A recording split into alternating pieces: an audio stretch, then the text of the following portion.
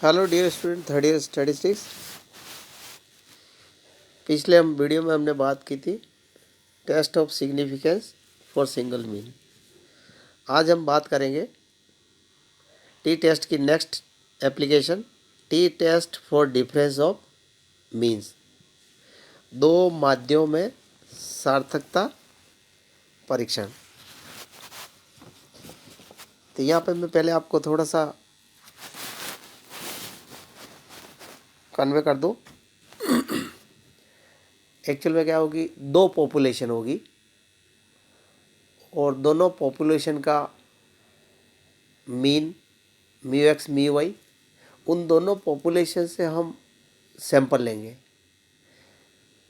एक पॉपुलेशन से अलग सैंपल, दूसरे पॉपुलेशन से अलग सैंपल, और फिर हम ये जांच करेंगे कि जो सैंपल दोनों जो लिए जिन दोनों पॉपुलेशन से, उन दोनों पॉपुलेशन का मीन सेम है या कोई सिग्निफिकेंट डिफरेंस है।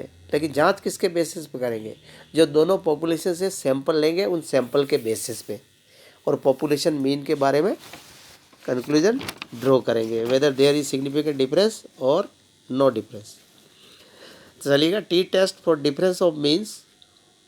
Suppose we want to test if two independent samples xi i1 to n1 and yj j1 to n2 of sizes n1 and n2 have been drawn from two normal population with mean mu x and mu y respectively. Under the null hypothesis H node that the samples have been drawn from normal population with mean mu x and mu y. और ये हम हमेशा कहते हैं null hypothesis क्या होती है? Statement of no difference. तो इसका मतलब samples have been drawn from normal population with mean mu x and mu Y,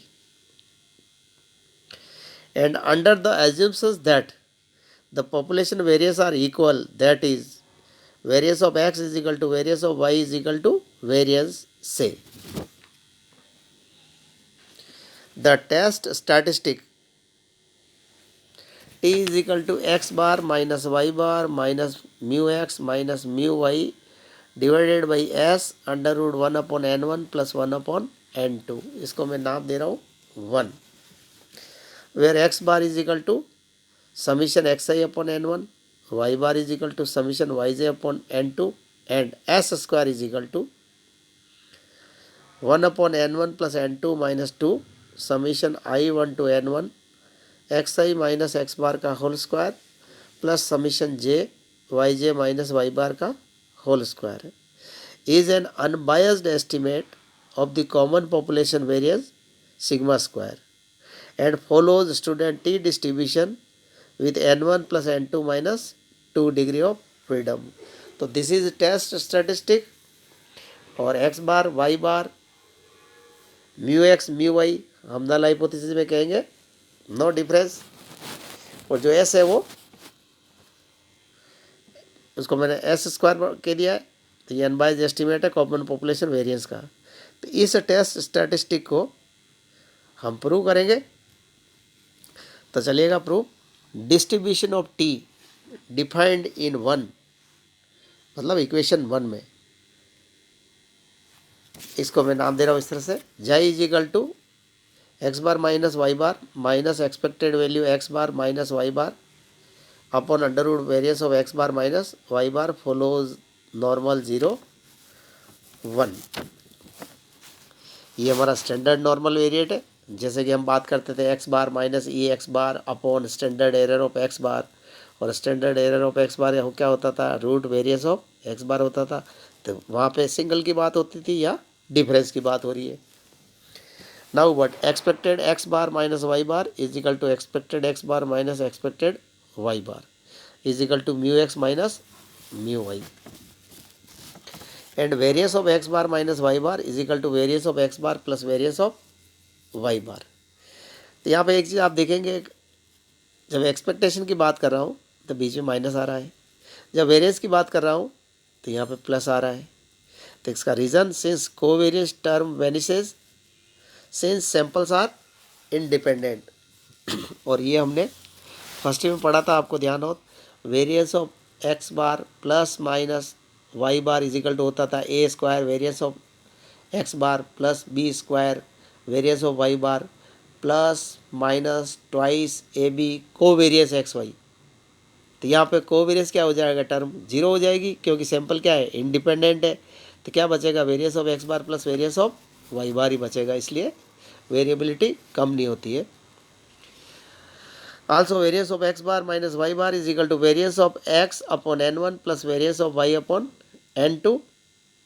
और अंडर एज्यूम्पशंस हमने कहा था variance of x is equal to variance of y is equal to variance, तो ये हो जाएगा sigma square 1/n1 plus 1/n2।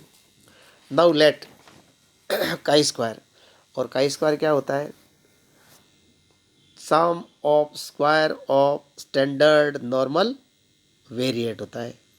तो यहाँ पे चलिएगा काई स्क्वायर इज इक्वल टू, ध्यान से देखना, थोड़ा लंबा इक्वेशन है, summation i1 to n1 xi minus x bar whole square plus summation j1 to n2 yj minus Y bar whole square whole over divided by sigma square.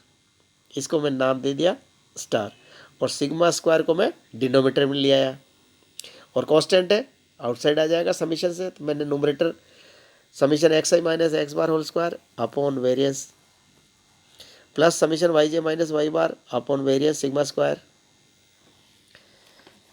Next chi square is equal to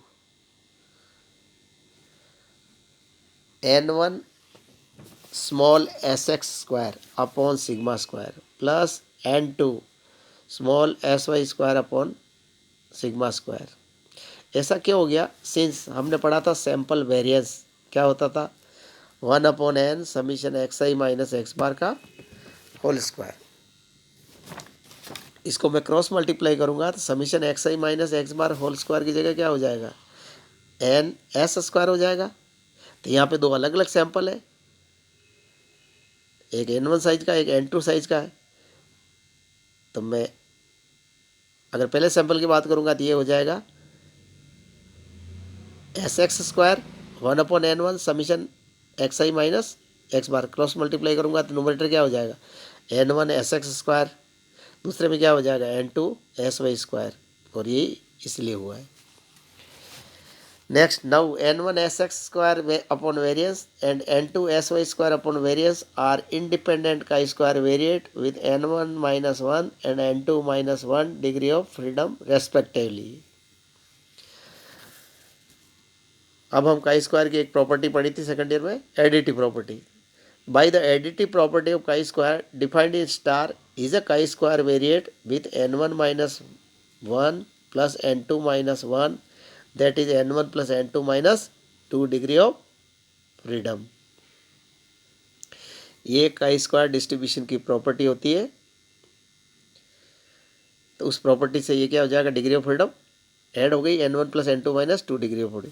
since sample mean and variance are independently distributed, तो z and chi square are independent random variables, hence Fisher's t statistic is given by t is equal to xi upon under root chi square upon n1 plus n2 minus 2। तो अब यहाँ थोड़ा सा ध्यान से देखिएगा, मैं यहाँ xi की वैल्यू भी रखूँगा, chi स्क्वायर की भी रखूँगा और सिंप्लीफाई भी करूँगा।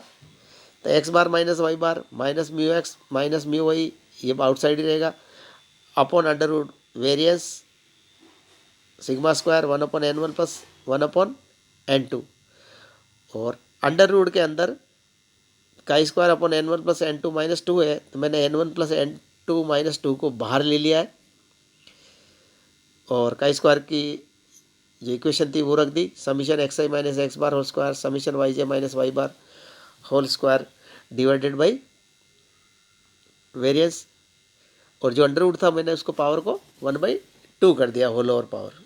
और इसको लिख सकते हैं X bar minus Y bar minus mu X minus mu Y upon S under root 1/n1 plus 1/n2। अब यहाँ देखेंगे वेरिएंस सिग्मा स्क्वायर डिनोमिनेटर में कैंसिल हो गया, where S square is equal to 1/n1 plus n2 minus 2 sum bracket summation xi minus x bar whole square plus summation j yj minus y bar whole square and it follows student T distribution with n1 plus n2 minus 2 degree of freedom. तो मैंने फॉर्मूले में s लिखा है, तो s लिखूंगा तो root आएगा, s स्क्वायर करूंगा तो रूट से आउटसाइड आ जाएगा। Now under the null hypothesis हम क्या कहते हैं, H naught mu x is equal to mu y, there is no significant difference. तो जो आपका टेस्ट स्टैटिस्टिक है उसमें x bar minus Y bar minus क्या हो जाएगा, जीरो हो जाएगा, क्योंकि mu x is equal to mu y under H naught. The test statistic becomes for testing the significance of difference of mean is T is equal to x bar minus Y bar upon S under root 1/n1 plus n2 where s square is equal to same one is an unbiased estimate of the common population variance sigma square। और ये unbiased estimate क्यों कहलाता है, क्योंकि expectation लेंगे अगर S square का तो क्या आएगा, हमारे सिग्मा स्क्वायर आएगा, इसलिए कहलाता है अनबायस्ड एस्टिमेट, और नहीं आएगा तो नॉट ए अनबायस्ड एस्टिमेट। तो ये इसका डेरिवेशन है, difference of mean t test का इम्पोर्टेंट डेरिवेशन है। नेक्स्ट वीडियो में हम इस प्रॉब्लम पे बात करेंगे,